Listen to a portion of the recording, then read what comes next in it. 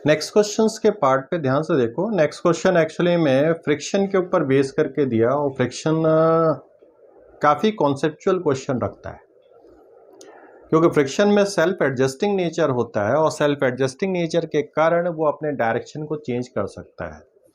तो यहाँ दो टाइप के फ्रिक्शन होते हैं, काइनेटिक एंड स्टैटिक, जिसमें से अगर सेल्फ एडजस्टिंग वर्ड मैं बोल रहा हूँ तो वो स्टैटिक फ्रिक्शन के लिए होता है, क्योंकि स्टैटिक फ्रिक्शन अपने मैग्नीट्यूड को भी क्या करता है, चेंज करता है according to the external condition.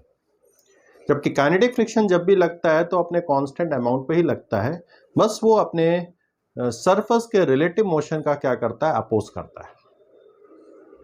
अब इसमें क्वेश्चन में क्या कहा है कि एक ब्लॉक है, एक ब्लॉक यहां पर दिया हुआ है और वो ब्लॉक रफ सरफेस पे मूव करते हुए जा रहा है। क्वेश्चन में मेंशन नहीं है रफ सरफेस, लेकिन यहां पे मोस्ट सुटेबल आंसर फॉर्म करके हमें पता करना है कि इसकी वेलोसिटी का टाइम के रिस्पेक्ट में ग्राफ कैसा आएगा, तो हम सरफेस पे फ्रिक्शन एज्यूम करके चलेंगे। तो अब इस पूरे पार्ट पे यहां पर v वेलोसिटी से इस साइड की ओर जा रहा है, v वेलोसिटी से इधर की ओर जा रहा है और इस पे कांस्टेंट फोर्स इधर की ओर लग रहा है, capital F। Capital F constant force लग रहा है, तो इसका वेलोसिटी के साथ हमें वेलोसिटी और टाइम के बीच में प्रॉपर ग्राफ रिप्रेजेंट करना, सारी पॉसिबिलिटी चेक करके, ठीक है। तो ये इस साइड को जब जाएगा तो यहां पर ये तो डिसाइडेड है कि इस पे इस वक्त काइनेटिक फ्रिक्शन लगेगा, क्योंकि ये स्लाइड करते हुए जा रहा है, तो काइनेटिक फ्रिक्शन पीछे क्यों लगेगा, that is equal to mu into m into ji.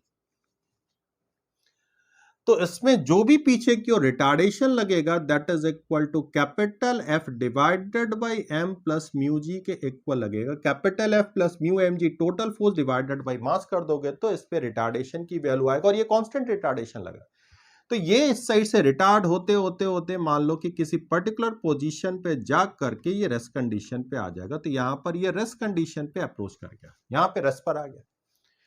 Rest पर यहां पर आया, तब तक इसका अगर हम टाइम के साथ वेलोसिटी का ग्राफ खींचें तो टाइम के साथ वेलोसिटी स्ट्रेट लाइन के साथ डिक्रीज करेगा, क्योंकि इसका रिटार्डेशन कांस्टेंट है। तो v और t के ग्राफ में स्लोप कांस्टेंट आना चाहिए। इसके आगे के ग्राफ में हमें कॉन्सेप्ट लगाना पड़ेगा। अभी भी ये कांस्टेंट फोर्स इसके ऊपर लग रहा है।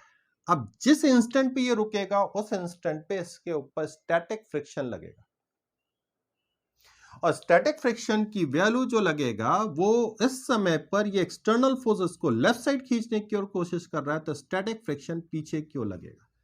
और स्टैटिक फ्रिक्शन की मैक्सिमम पॉसिबल वैल्यू जो आएगा वो mu s multiply m g के इक्वल आएगा। यहीं पर हमारा कॉन्सेप्ट सिचुएटेड होगा।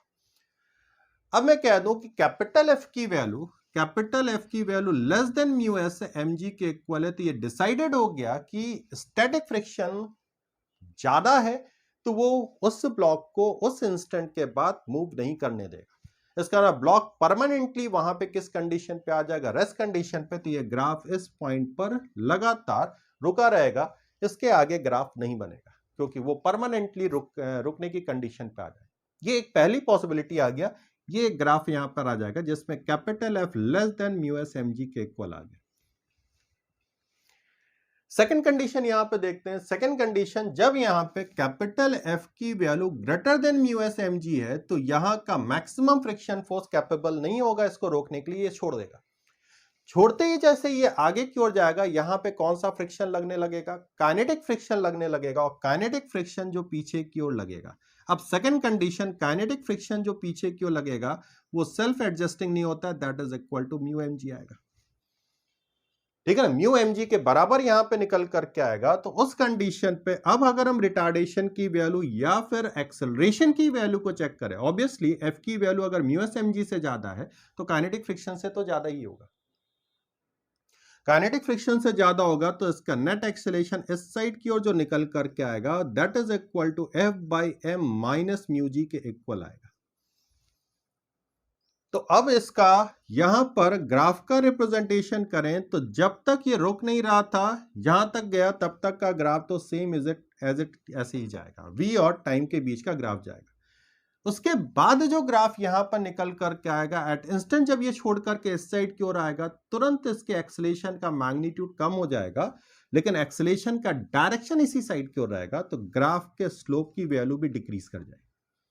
ग्राफ के स्लोप की वैल्यू डिक्रीज किया जाएगी, क्योंकि यहां पे वेलोसिटी टाइम के ग्राफ में जो स्लोप रहता है वो एक्सेलेरेशन ही प्रोवाइड कराता है, तो एक्सेलेरेशन का मैग्नीट्यूड डिक्रीज कर गया तो ग्राफ ऐसे चला जाएगा। ये दो पॉसिबिलिटी यहां पर निकल करके आ सकते हैं। और अगर यहां पे फ्रिक्शन है ही नहीं तो ए की वैल्यू F/m के इक्वल निकल करके आएगा, तो ये ग्राफ कंटिन्यूअसली एक कांस्टेंट अमाउंट में नीचे की ओर चलता चला जाएगा। उस ग्राफ का रिप्रेजेंटेशन मैं करूं तो उस ग्राफ के रिप्रेजेंटेशन की वैल्यू यहां पे जो निकल करके आएगा वो स्ट्रेट लाइन पे ऐसे चला जाएगा जब यहां पे फ्रिक्शन की वैल्यू कितने के इक्वल हो, 0 के।